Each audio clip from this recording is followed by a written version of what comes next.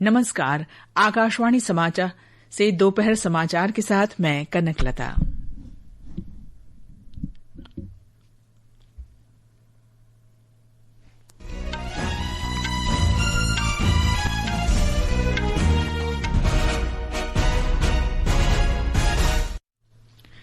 प्रधानमंत्री नरेंद्र मोदी ने वाराणसी में मॉरिशस के प्रधानमंत्री नवीन चंद्र रामगुलाम के साथ द्विपक्षीय वार्ता की। दोनों देशों के बीच 4 समझौतों पर हस्ताक्षर। गृहमंत्री अमित शाह ने देश के 5 हवाई अड्डों पर फास्टैग इमिग्रेशन सुविधा का शुभारंभ किया। रेलवे कश्मीर घाटी के बडगाम से दिल्ली के आदर्श नगर स्टेशन तक शनिवार से दैनिक पार्सल रेलगाड़ी शुरू करेगा। नेपाल के राष्ट्रपति और सेना नए अंतरिम नेता का फैसला करने के लिए युवा प्रदर्शनकारियों के साथ बातचीत फिर से शुरू करेंगे। और जैस्मिन लैम्बोरिया, नुपुर शोरान और पूजा रानी ने लिवरपूल में विश्व मुक्केबाजी प्रतियोगिता में भारत के लिए कम से कम 3 कांस्य पदक सुनिश्चित किए।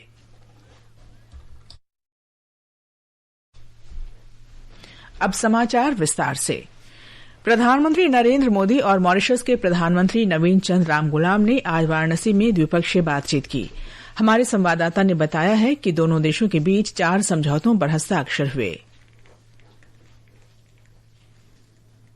दोनों नेताओं के बीच बातचीत में सहयोग के सभी क्षेत्र शामिल रहे। विज्ञान और तकनीक, ओशनोग्राफी, प्रशासनिक प्रशिक्षण और टेलीमेट्री में 4 MOUs दोनों देशों के बीच आदान प्रदान किए गए। शक्ति क्षेत्र, भारतीय अनुदान सहायता से छोटे विकास परियोजनाएं और हाइड्रोग्राफी से जुड़ी 3 अन्य दस्तावेज भी दोनों देशों ने साझा किए। बातचीत में सिविलाइजेशनल टाइज, आध्यात्मिक संबंध और पीपल टू पीपल टाइज को फिर से प्रगाढ़ किया गया। आलोक राय, आकाशवाणी समाचार, वाराणसी। संयुक्त संवाददाता सम्मेलन में प्रधानमंत्री मोदी ने दोनों देशों के बीच प्रगाढ़ होते संबंधों की पुष्टि करते हुए कहा कि भारत और मॉरिशस 2 राष्ट्र हैं, लेकिन हमारे सपने एक हैं।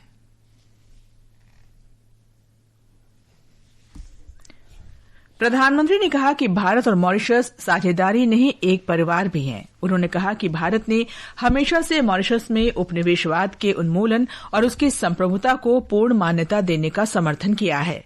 प्रधानमंत्री ने कहा कि भारत के बाहर पहला जन औषधि केंद्र मॉरिशस में स्थापित किया गया है। उन्होंने कहा कि ऊर्जा सुरक्षा द्विपक्षीय साझेदारी का महत्वपूर्ण स्तंभ है। प्रधानमंत्री मोदी ने कहा कि IIT मद्रास और भारतीय वृक्षारोपण प्रबंधन संस्थान ने मॉरिशस विश्वविद्यालय के साथ समझौतों पर हस्ताक्षर किए हैं। मॉरिशस के प्रधानमंत्री 9 से 16 सितंबर तक भारत की यात्रा पर हैं। प्रधानमंत्री आज शाम उत्तराखंड के आपदा प्रभावित क्षेत्रों का विमान से सर्वेक्षण करेंगे। बाद में श्री मोदी उच्च स्तरीय समीक्षा बैठक की अध्यक्षता भी करेंगे। हमारे संवाददाता ने बताया है कि मुख्यमंत्री पुष्कर सिंह धामी ने प्रधानमंत्री के दौरे की तैयारियों का निरीक्षण किया। प्रधानमंत्री के दौरे को देखते हुए सुरक्षा के पुख्ता इंतजाम किए गए हैं। मुख्यमंत्री पुष्कर सिंह धामी ने कल शाम जॉली ग्रांट एयरपोर्ट पहुंचकर तैयारियों और सुरक्षा व्यवस्थाओं की समीक्षा की और अधिकारियों को आवश्यक दिशा निर्देश दिए। गौरतलब है कि इस मानसून सीजन में उत्तराखंड के कई जिलों, विशेषकर उत्तरकाशी, चमोली, पौड़ी, बागेश्वर और टिहरी में भारी बारिश, भूस्खलन और बाढ़ से स्थानीय जनजीवन प्रभावित हुआ है। उम्मीद जताई जा रही है कि प्रधानमंत्री के दौरे से राहत और पुनर्निर्माण कार्यों को नई दिशा और गति मिलेगी। साक्षी सिंह, आकाशवाणी समाचार, देहरादून। गृहमंत्री अमित शाह ने आज वीडियो कॉन्फ्रेंस के माध्यम से लखनऊ, तिरुवनंतपुरम, त्रिची, कालीकट और अमृतसर हवाई अड्डों पर FASTag immigration trusted traveller programme का उद्घाटन किया। इस अवसर पर श्री शाह ने कहा कि फास्टैग इमिग्रेशन प्रोग्राम एक विश्वसनीय यात्री कार्यक्रम है जो इमिग्रेशन को सरल, तीव्र और बाधा रहित बनाता है।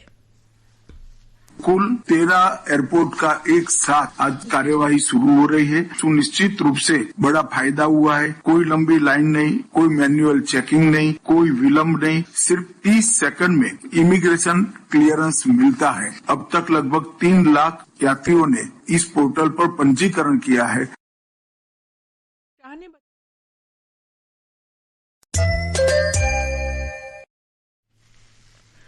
श्री शाह ने बताया कि पिछले 11 वर्ष में अंतर्राष्ट्रीय यातायात में काफी वृद्धि हुई है। 2014 में भारतीय यात्री विदेश जाने वाले 3 करोड़ 54 लाख थे और 24 में वो 6 करोड़ 12 लाख हुए। 73% की वृद्धि हुई है। और विदेशी यात्री जो भारत आते थे वो 1 करोड़ 53 लाख थे उसकी जगह 24 में लगभग 2 करोड़ यात्री आए हैं। इसमें भी 31% की वृद्धि हुई है। समाचार हमारी वेबसाइट www.newsonair.gov.in और हमारे न्यूज ऑन एआईआर ऐप पर भी उपलब्ध हैं।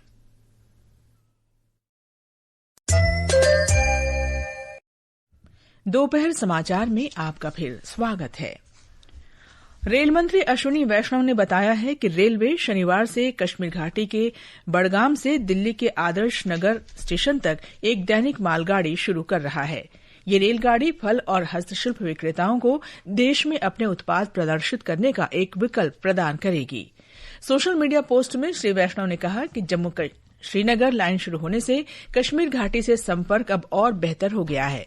उन्होंने बताया कि बडगाम से दिल्ली के लिए सेब से लदी 2 पार्सल वैन आज से चलाई जा रही है।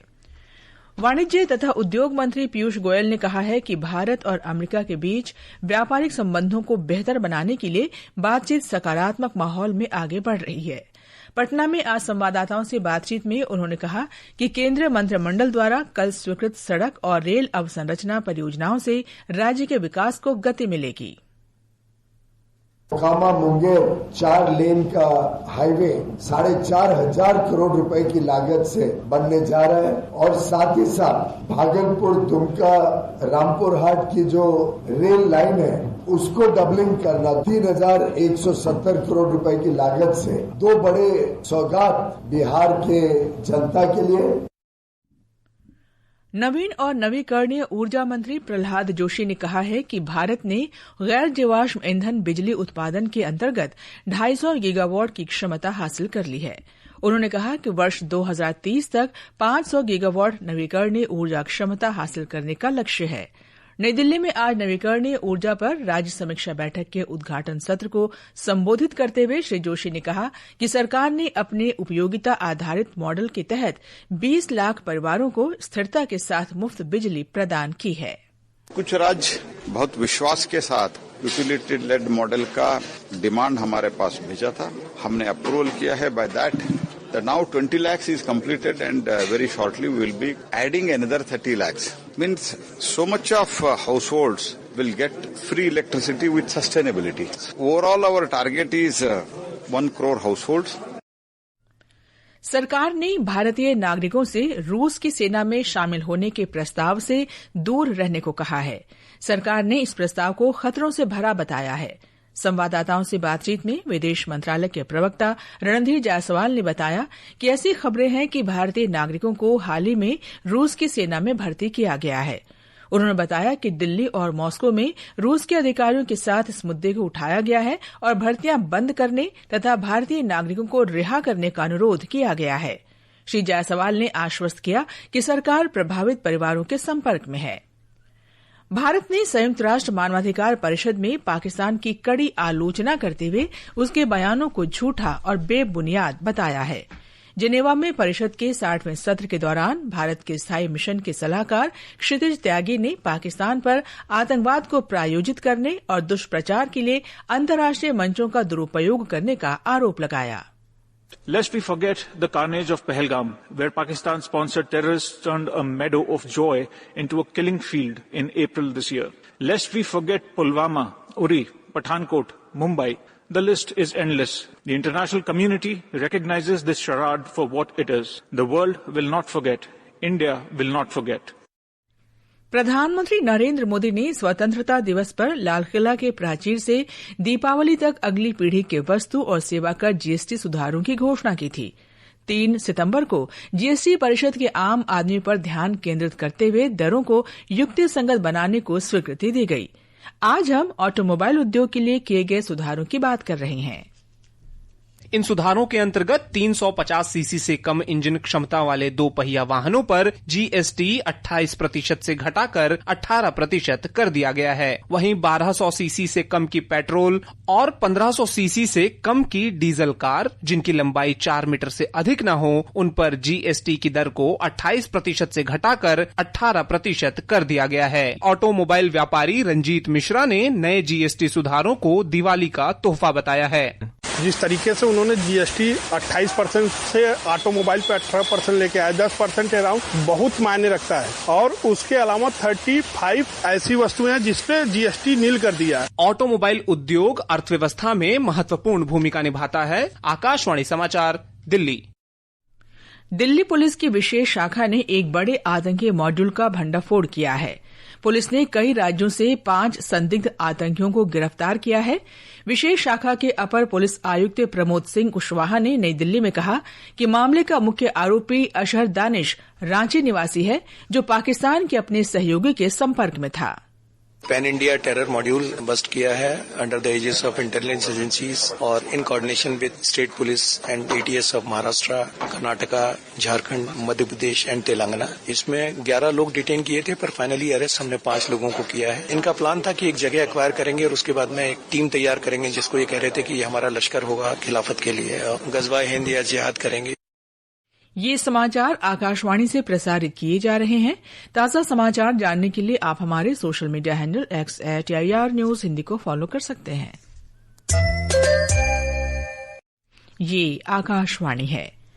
नेपाल में जारी राजनीतिक हलचल के बीच राष्ट्रपति रामचंद्र पौडेल, नेपाली सेना प्रमुख अशोक राज सिगडेल और युवा प्रदर्शनकारियों के प्रतिनिधियों के बीच आज अंतरिम सरकार का नेतृत्व तय करने के लिए बातचीत होगी। सूत्रों के अनुसार युवा प्रदर्शनकारियों के प्रतिनिधियों ने पूर्व मुख्य न्यायाधीश सुशीला कार्के को अंतरिम प्रधानमंत्री पद के लिए अपना उम्मीदवार चुना है। सोमवार को शुरू हुए जनजी प्रदर्शन की हिंसा में आज तक में कुल मृत्यु बढ़कर 30 हो गई है और कुल 1100 से ज्यादा लोगों ने नेपाल के विभिन्न अस्पतालों में अपना इलाज कराया है। सरकारी भवनों को प्रदर्शनकारियों ने आग लगा दी, राजनीतिक नेताओं और मंत्रियों को पीटा गया, उनके घरों में तोड़फोड़ कर आग लगा दी गई। प्राइवेट प्रॉपर्टीज और बिजनेस जैसे Hilton hotel, Hyatt hotel, Ncell office, Bhat Bhateni supermarkets को भी नष्ट किया गया। स्थिति सुधारने के लिए नेपाली आर्मी ने शुक्रवार की सुबह 6 बजे तक काठमांडू घाटी में कर्फ्यू लगा दी है। वहीं आज जेनजी प्रतिनिधियों, राष्ट्रपति रामचंद्र पौडेल और नेपाली सेना के प्रमुख अशोक राज सिगदेल की मुलाकात के बाद राष्ट्रपति यह निर्णय लेंगे कि नेपाल की अंतरिम सरकार की अगुवाई कौन करेगा। श्वेता सिंह, आकाशवाणी समाचार, काठमांडू। नेपाल में काठमांडू, ललितपुर और भक्तपुर जिलों में निषेधाज्ञा और कर्फ्यू 12 सितंबर सुबह 6 बजे तक के लिए बढ़ा दिया गया है। नेपाल की सेना ने बताया है कि आवश्यक सेवा वाले वाहन और संस्थानों पर प्रतिबंध लागू नहीं होगा। दैनिक आवश्यकताओं की पूर्ति के लिए आज सुबह 6 से 9 बजे तक कर्फ्यू में ढील दी गई। शाम 5 से 7 बजे तक भी कर्फ्यू में राहत दी जाएगी। एयर इंडिया और इंडिगो ने घोषणा की है कि वो नेपाल में हाल ही में हुए घटनाक्रम के कारण फंसे यात्रियों की मदद के लिए दिल्ली से काठमांडू के बीच विशेष उड़ानें चला रही है। एयर इंडिया ने एक बयान में कहा कि नियमित उड़ानें शुरू हो गई हैं। केंद्रीय नागरिक उड्डयन मंत्री किंजरापू राममोहन नायडू ने कहा है कि विमानन कंपनियों को उचित किराए लेने की सलाह दी गई है। भारत ने इंग्लैंड के लिवरपूल में विश्व मुक्केबाजी प्रतियोगिता में 3 पदक पक्के कर लिए हैं। जैस्मिन लंबोरिया, नुपुर श्योराण और पूजा रानी सेमीफाइनल में पहुंच गई हैं। 34 वर्षीय पूजा रानी ने पोलैंड की एमिलिया कोटेरस्का को 3-2 से हराकर 80 किलोग्राम वर्ग के सेमीफाइनल में प्रवेश किया। इससे पहले नुपुर ने उज्बेकिस्तान की ओल्टिनोय सोतिम्बोवा को हराकर 80 से अधिक किलोग्राम भार वर्ग के सेमीफाइनल में जगह बनाई। एशिया कप T20 क्रिकेट के ग्रुप बी मैच में आज बांग्लादेश और हांगकांग आमने सामने होंगे। अबू धाबी में ये मैच भारतीय समय के अनुसार रात 8 बजे से खेला जाएगा। अंत में मुख्य समाचार एक बार फिर। प्रधानमंत्री नरेंद्र मोदी ने वाराणसी में मॉरिशस के प्रधानमंत्री नवीन चंद्र रामगुलाम के साथ द्विपक्षीय वार्ता की। दोनों देशों के बीच 4 समझौतों पर हस्ताक्षर। गृहमंत्री अमित शाह ने देश के 5 हवाई अड्डों पर फास्टैग इमिग्रेशन सुविधा का आरंभ किया। रेलवे कश्मीर घाटी के बडगाम से दिल्ली के आदर्श नगर स्टेशन तक शनिवार से दैनिक पार्सल रेलगाड़ी शुरू करेगा। नेपाल के राष्ट्रपति और सेना नए अंतरिम नेता का फैसला करने के लिए युवा प्रदर्शनकारियों के साथ बातचीत फिर से शुरू करेंगे। नेपाल में अस्थिर हालात के मद्देनजर बिहार के 7 सीमावर्ती जिलों में सुरक्षा बढ़ा दी गई है। इसके साथ ही दोपहर समाचार का ये अंक समाप्त हुआ। नमस्कार।